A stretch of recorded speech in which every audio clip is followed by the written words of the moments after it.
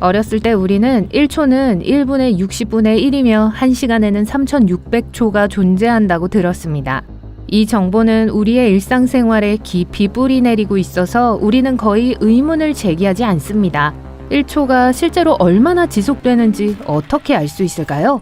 1, 시간, 분 등 우리가 시간을 나타내는 데 사용하는 각 측정 단위는 지구가 우주에서 자전하는 방식과 관련이 있습니다. 고대 사람들은 하늘을 올려다보며 지구가 어떤 일을 하는데 일정한 시간이 걸린다는 걸 알아냈습니다. 이것이 그들이 시간을 추적하는 방법이었으며 대부분의 경우 이러한 방식은 변하지 않았어요. 하지만 요즘 달력은 좀 더 정확해졌죠. 현재 세상은 더 기술적으로 발전했습니다. 컴퓨터가 초당 수십억 개의 작업을 처리할 수 있을 정도로 매우 빠르게 작동하기 때문에 시간을 측정할 때 지구의 움직임에만 의존할 수는 없습니다. 지구의 패턴은 시간이 지남에 따라 조금씩 변하기 때문이죠. 오늘의 1초가 어제보다 조금 더 길다고 상상해보세요. 전 세계의 달력이 엉망이 되고 모든 종류의 기기에 문제가 생길 겁니다. 그래서 1950년대에 과학자들은 1초를 정확하게 측정할 수 있는 방법을 생각해냈어요. 그들은 별을 올려다보는 대신 가장 작은 것, 즉 원자를 확대했습니다. 그들은 특정 물질, 특히 세슘이라는 물질이 매우 예측 가능한 방식으로 움직인다는 사실을 발견했어요. 오늘날 우리는 세슘 원자의 움직임을 바탕으로 1초가 얼마나 지속되는지 알고 있습니다. 하지만 초를 세는 이런 방식은 고대와 관련이 있어요. 사이먼 뉴콤이라는 천문학자가 19세기에 지구의 움직임을 관찰한 것과 관련이 있습니다. 그는 행성의 정확한 움직임과 행성이 때때로 정해진 경로에서 벗어나는 이유를 이해하려고 노력했습니다. 그는 또한 달과 달의 위상을 연구하여 이전의 달 계산이 잘못되었다는 걸 알아냈죠. 과학자들은 1967년에 원자 스톱워치로 바꿨을 때 그것이 그의 관측과 일치하는지 확인했습니다. 우리는 지구가 24시간마다 자전축을 완전히 돌고 있다고 알고 있습니다. 하지만 이는 사실이 아닙니다. 지구는 23시간 56분 만에 자전을 완료해요. 또한 지구가 태양 주위를 공전하려면 365일이 필요하다고 알고 있지만 이것도 완전히 정확하진 않습니다. 실제로 공전을 완료하려면 5시간이 더 필요해요. 그렇기 때문에 4년마다 2월 한 달 동안 달력의 하루를 더 추가하는 거예요. 세슘을 사용하여 1초의 정확한 길이를 측정함으로써 항상 일관성을 유지할 수 있습니다. 이 유형의 금속은 오늘날 대부분의 원자시계에 사용돼요. 어디에서나 찾을 수 있죠.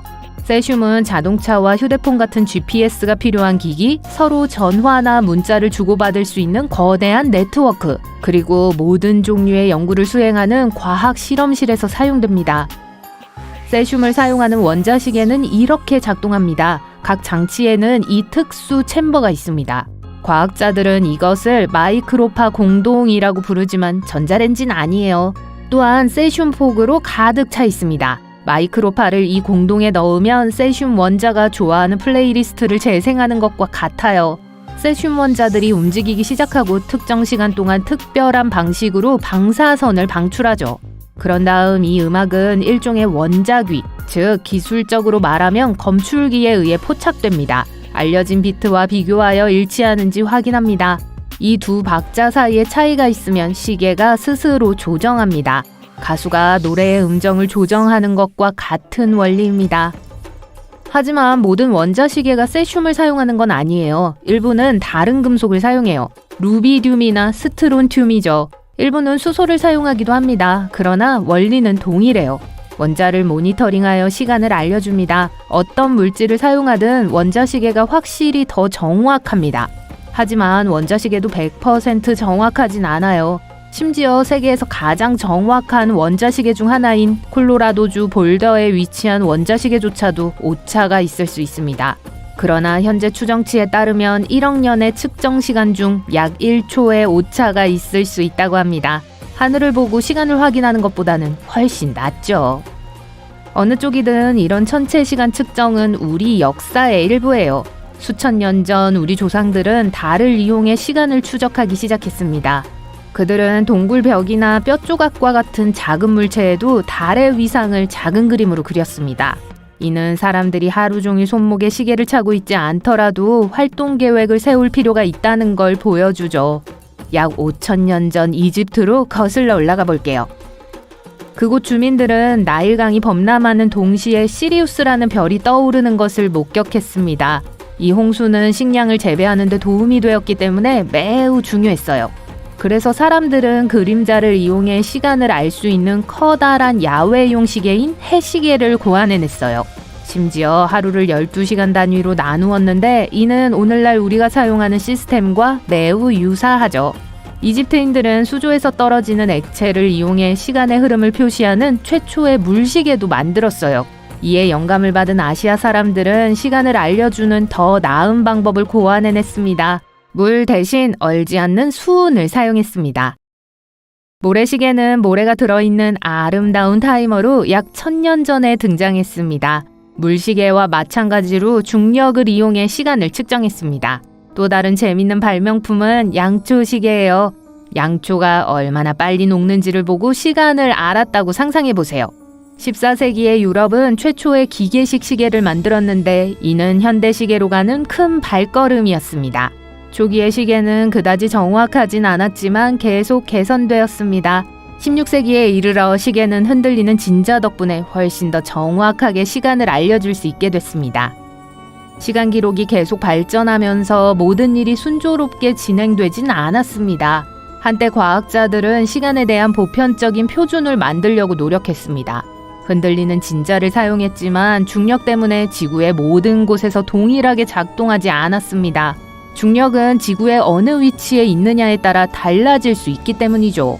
또한 중력은 질량이 가진 모든 것에 영향을 미치므로 진자 역시 영향을 받을 수밖에 없습니다. 또한 바다에서 정확한 시간을 알아야 했어요. 예를 들어 영국인들은 바다 여행을 위한 내구성이 뛰어나고 정확한 시계를 원했습니다. 존 해리스는 30년 넘게 바다 항해의 어려움을 견딜 수 있는 시계를 완성하기 위해 노력했습니다. 마린 크로노미터라고 불리는 항해용 시계는 바다에서 자신의 위치를 더 정확하게 계산하는 데 도움이 되었죠.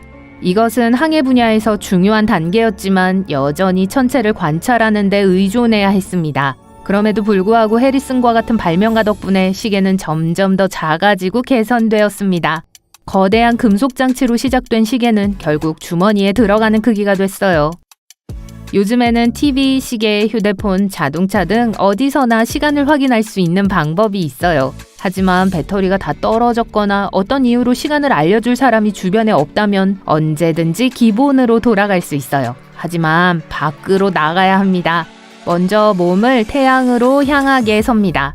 한 팔을 앞으로 쭉 뻗고 손바닥이 자신을 향하도록 해요. 그런 다음 손가락이 수평선과 평행이 되도록 손을 회전합니다. 손가락을 서로 붙이고 손을 위아래로 움직여 새끼손가락이 수평선과 일직선이 되도록 합니다. 태양에 닿는 데 필요한 손가락의 수를 세어보세요. 태양에 도달할 때까지 양손의 손가락을 겹쳐서 쌓아야 할 수도 있습니다. 이는 하루 중 시간대와 계절에 따라 달라질 수 있어요. 손가락의 두께가 평균이라면 손가락 4개는 1시간의 햇빛에 해당하는 양입니다. 원자시계만큼 정확하지는 않지만 태양을 보고 손을 이용해서 간단한 계산만으로도 시간을 알아내는 우리의 뛰어난 능력을 알 수 있어요.